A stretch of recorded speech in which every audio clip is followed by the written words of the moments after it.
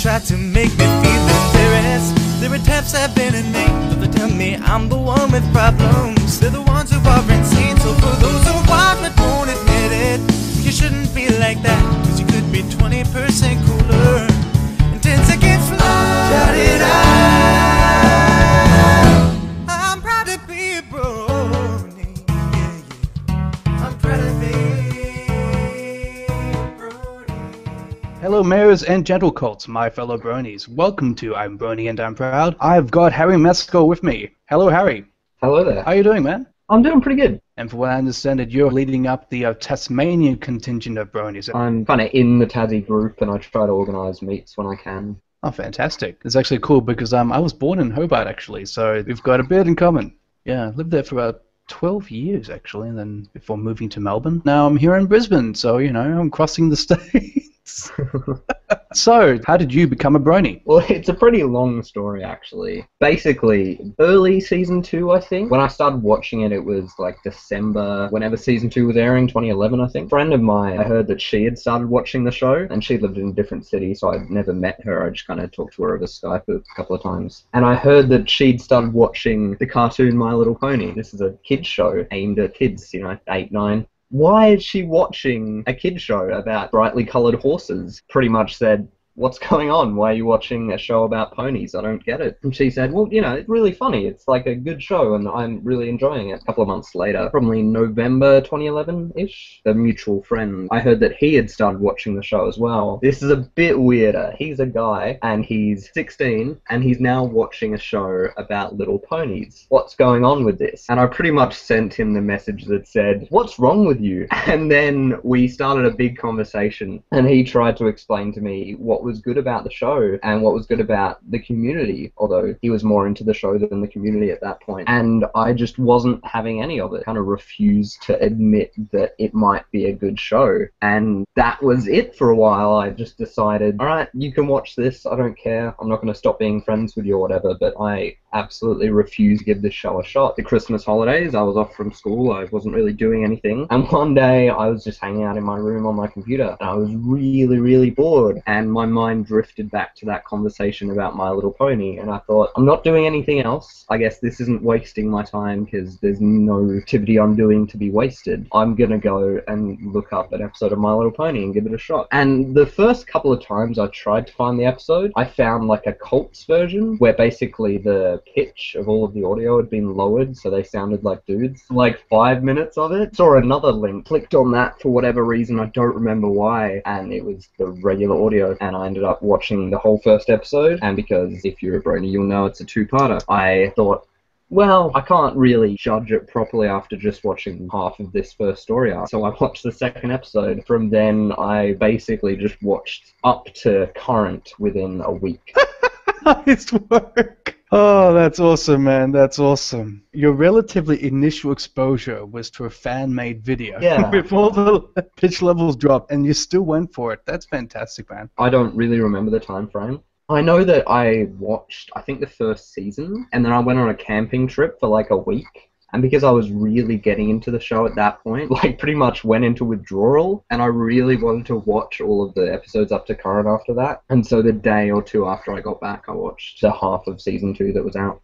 Bronies were, you know, trying to bring more to the herd. A lot of them say to start with episode 3. So I watched the two-parter, and when I watch it now, it's like, wow, it's not the strongest. But it does get better, and it gets better very quickly. So tell me the whole story of Harry Meskell. Apart from being a brony, what else makes up your awesome personality? Not a huge amount of things at the moment. Video games are a big part of my life, and I guess that fits in with the kind of stereotype of a brony being, you know, a neckbeard, essentially. I'm not a neckbeard, but, you know, I'm into video games. I would be into comics if, like, new comics were coming out and I didn't have 50 years of backlogs to catch up on. I like lots of TV shows. I'm a big fan of Breaking Bad and Walking Dead and that kind of drama. That's awesome. I love Breaking Bad. However, I stopped watching when I saw the episode where Gus kills his minion in the coldest way possible, and then I realized I had just reached the edge of my comfort zone. I can't watch anymore. Really? Yeah. Funny that. There's one episode, there's a prison in it. For anyone who's seen the show, they'll understand that. And there's some violent stuff in that I think would have been way past your comfort zone. Probably a good thing I didn't tune into season 4 then. I actually got bored like midway through season 4 for a couple of months. I guess I was just sitting really bored at home one day and decided to give it another shot, and ended up catching up to final 3 or 4 episodes. I practically watched the rest of Stargate SG-1 on DVD releases. Broadcast wasn't particularly good. You've made me think about the next generation of My Little Pony fans. You know, the people who haven't grown up with the show during its running, being introduced to that. Be said about Star Trek. Probably you don't have to go as far as, you know, the original series, but even next generation, which is at least 20 years old probably, there might be, you know, new life breathed into it with more fans, you know, discovering it. That could be more so because the bronies of today will be the parents of tomorrow and will introduce their children to it and, you know, maybe get them on it even earlier. Funnily enough, I've never seen anything Star Trek. I've never watched any of the series, I've never watched any of the movies. I've just managed to avoid it somehow for my entire life. That takes talent, I reckon. It got to about a year ago, and I realized that I'd never watched any Star Trek, and I decided that I would just keep with that and never watch any Star Trek. Listeners, I dare you to beat that record. The challenge... 17 years, guys. 17 years! If you have a record longer than Harry's, contact us via Twitter or Facebook, and we look forward to your feedback. That's interesting. Because in Star Trek, it's like, is it safe to say the longest running fandom? 1966 is Star Trek. Who started? 1963. There you go. Who beats it? That's a good one. Who beats it? Love it. As being the longest running sci-fi TV series. So Star Trek, the original series, was from 66 to 69, dudes. According to IMDb, 1963 to 1989, I would say it just kept going. And then there was a movie in 95, I want to say. And then it was rebooted, which raises an important question. Do you see My Little Pony, not really the series, but the fandom lasting for that long? It's a tough one, isn't it? Yeah. Like, will it last that long into the future? Let's stick with G4 following, because yeah, the show will end at one point. The show has been the catalyst for the fandom. Without the catalyst in the picture, does that mean bronies will cease being bronies and become people? I like to think that there's a part of me that will always be a brony, no matter what happens, especially because the show has meant so much to me on a personal level. When I got into it, it's morals and values that really ring true with me, and if the show means that much to someone, I think that makes them a brony at heart, I reckon. There are shows like Invader Zim and Firefly, which ended or were cancelled a long time ago, but the fandoms are still running strong, still keeping in touch, still creating new content. Go Browncoats. I've only watched one episode. Oh. My sister introduced me to them, so I'll get there one day. A fandom as big and as creative as the My Little Pony fandom, I feel like if the Invader Zim fandom or the Firefly fandom can last this long without the show, then the My Little Pony fandom definitely can. I set up a Twitter account originally just because I heard about Twitter and I thought, oh, that sounds cool, I'll join up. And I used it for a couple of months and stopped for ages. Then I started making gaming videos on YouTube 2.5 years ago, I think, and for a while I was doing that, I would use Twitter to announce making videos and post like kind of snapshots of things, and I would try and keep up to date with the people I was following. A lot of YouTube guys, I guess I followed a lot, and they would often post either stuff to do with content they were creating, or they would just post funny tweets I like seeing. But I honestly don't think I can keep up with more than one social media, as well as be successful in school and have a social life and play video games and be in fandoms, and so I kind of gave up on Twitter. I've talked about how I started watching the show, I guess. I don't remember what question specifically you asked, whether it was how did you get into the show or how did you become a brony, but I feel like what I answered was how did I get into the show rather than how did I become a brony, how did I get into the fandom. So I got into the show, how I said, through a friend. I started watching it, and at that point I didn't really know that there was a community. Yes, I knew that there were people of sort of my age who were watching it. I didn't know a huge amount about like the creative content that they'd made or meetups or conventions or anything of that nature. And so, funnily enough, some non-brony friends who were also friends with some bronies showed me, were listening to Living Tombstone's remix of Discord. And so that was the first brony song that I ever heard. I heard it at school, and that day I went home and just spent ages looking up brony music and found animations and music and all sorts of things. And then I ended up converting another friend to be a brony and start watching the show. And he found the Facebook group Tassie Bronies and convinced me to join that pretty much. And so I did. And almost straight away we decided there are these meetup things that people do, and there are bronies in Tassie who we could meet up with. Let's organise one. And so we did. That was around the time that season 3, like the finale, was about to air, so we had a meet up for the finale and all watched it together. and that was a bunch of fun. And then through that group, I heard about Australia Bronies somehow, and ended up joining that. And through these groups, and through friends, and through just random searches on YouTube, I found the analysis community in the fandom on YouTube, and found DigiBro's channel. He was DigiBrony at the time, and started watching his videos. And one time he made a video, quite drunken review of Vinyl and Octavia University Days. So I watched that and enjoyed it and decided to check out the fic. Again, I don't know what led me to this thought, but I thought, I don't really want to read this. I would rather listen to a dramatic reading of it. I'd heard of Mike the Microphone's dramatic readings of various things and wanted to see what all the fuss was all about. And so I searched for a dramatic reading of this fanfic, and the first and most popular one that came up was by a guy called Cherax Destructor. And so I listened to all of the chapters that he had read so far, which was about half of the ones that were released at that point, and made a comment that said, "These are really good, this is an awesome fanfic, but I can't wait for more of these readings. I'm going to go and read the rest of the fic myself." And I did. I read it all in one night, and before that I'd never really read a fanfic, and I had this perspective of them that they were all just basically really sexual or really gruesome or just generally not in the spirit of what they're about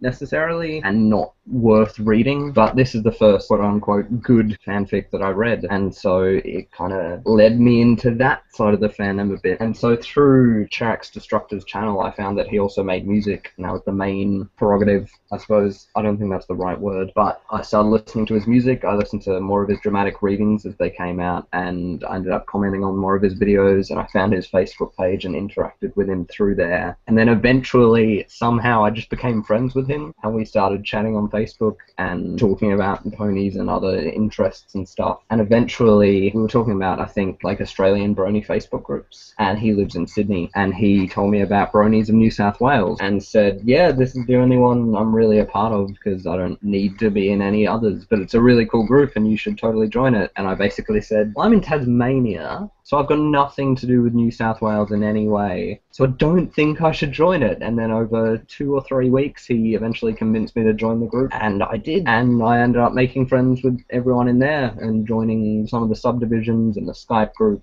and making friends with the admins and the members and becoming a regular. Somehow, through weird twist of fate, all of the old admins stepped down, and I was nominated as one of the new ones, and so I'm now an admin of that group. And then through that, I met Brill and Chris, who are the other 2 admins at the moment, organised SalvageCon when Sydney tanked. So, weirdly, through this one guy, Cherax Destructor, and through this one fanfic, I ended up joining this group and making all of these friends and organising SalvageCon. It's really weird to me that if I hadn't watched this dramatic reading, or if this fanfic hadn't existed, then I wouldn't have been a part of that, and that whole section of my life going up to Sydney for a week and a half wouldn't have happened. Outstanding.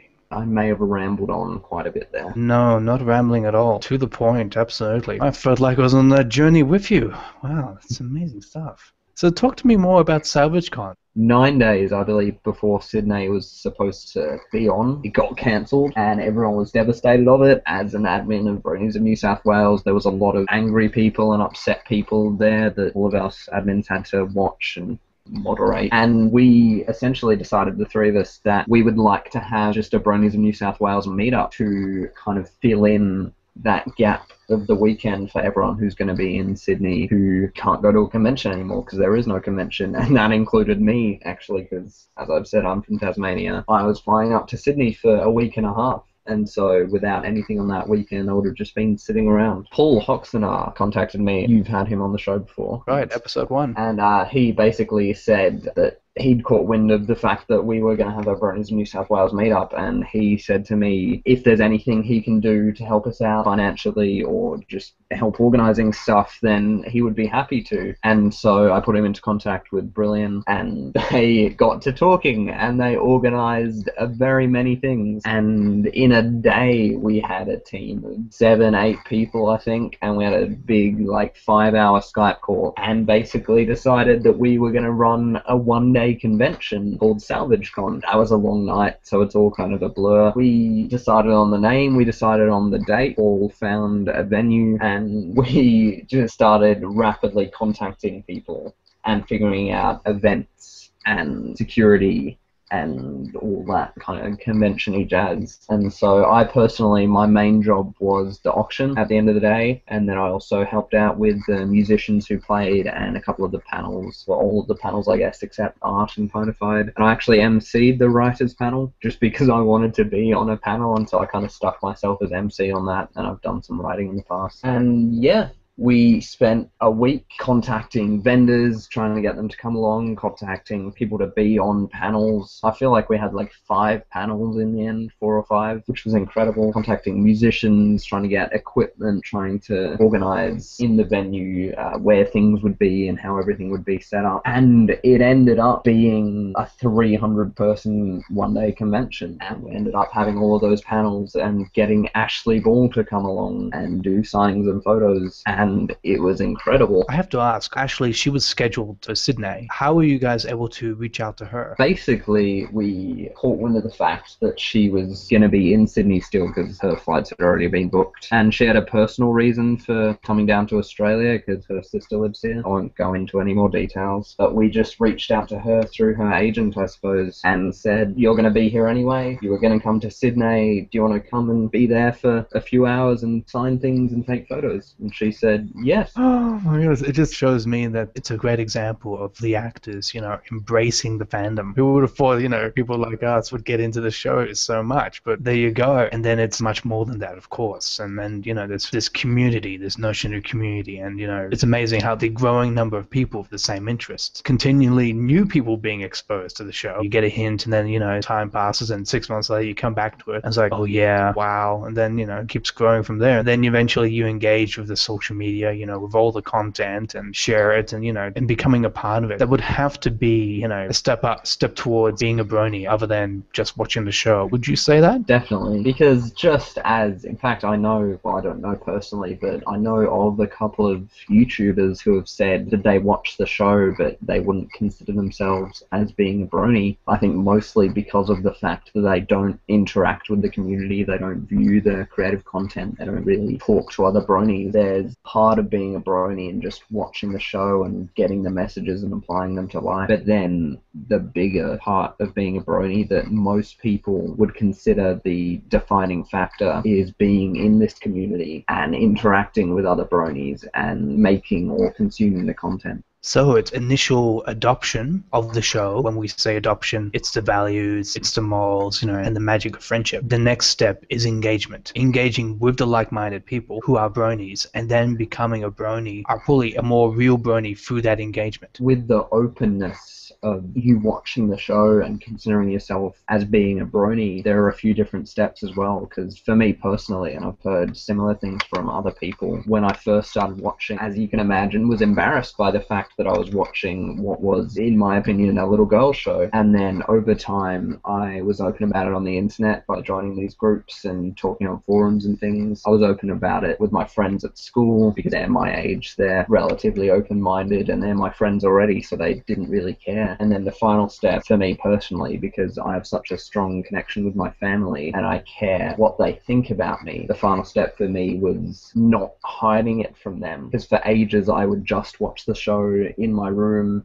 and if anyone walked in I would change it to something else. And then eventually I just stopped caring if they found out or not, and I changed my desktop to a pony wallpaper and started just watching the show and stuff, and then eventually they just saw me watching it and questioned it, and I explained. Very valid points. That's probably the next level up. Complete transparency outside the fandom. And there's definitely a difference between the people who go out into the world and openly shove the show in people's faces, and the people like myself who just don't hide it from the public. Like, I've worn pony shirts at school. The day I got the plushie of my OC that some friends got me, I picked up the parcel on the way to school and opened it in class and got some weird looks, but I didn't really bother. I think there's a part of me that would like to be as open as that. Then again, I'm also aware of my professional reputation as a filmmaker, as a content creator. It would be fantastic, being open with everyone. Oh yes, I'm a brony, in every conversation. But that's a whole different level, isn't it? If it's with your friends and family, it's one thing, but exposing yourself like that in the business world, that's a bit more tricky. Do you think so? Yeah, definitely. Because at school, either it's my friends who know me and don't care, strangers who I don't don't really care what they think. It doesn't affect me. Or it's teachers who are mature enough and know students well enough just to not let it affect anything. But as an example, if I was going out to a business meeting or a job interview, I definitely wouldn't wear a pony shirt, and I wouldn't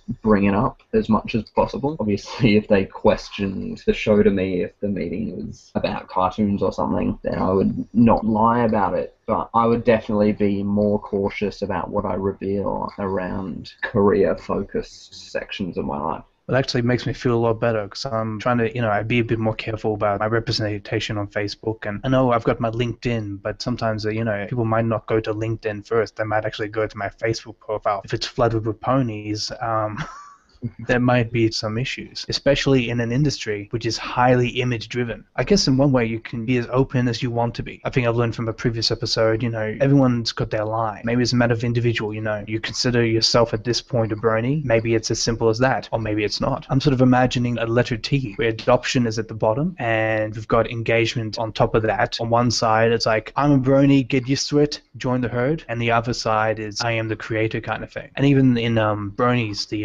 extreme and unexpected fandom, the John Delancey one, moderates, hipster bronies, and creatives. Moderates probably falls under that adoptive category. And, well, hipsters, I'm not exactly sure what that's where that's maybe it's just someone wearing a fedora, but the thing that is common are the creatives. But it's good to know that you don't have to be a creative brony to be a, brony. That the name, I guess what it's suggesting is that there are different levels and you can be as involved as you want to be. The term brony is a very self-identified term in that you can call other people a brony, other people can call you a brony, but at the end of the day, unless you would consider yourself a brony at whatever level that is personally for you, whether that's just watching the show, whether it's at the engagement level, talking to other bronies, or whether it's being completely open about it to your friends and family, whatever being a brony means to you, whenever you are at that level, that's what you are. Harry, that is a fantastic way to end our show. I want to thank you very much for your time. Thank you for joining me on I'm Brony and I'm Proud, and look forward to catching up with you soon. Thank you for having me on, man. It's been a lot of fun. Catch you later. This has been I'm Brony and I'm Proud.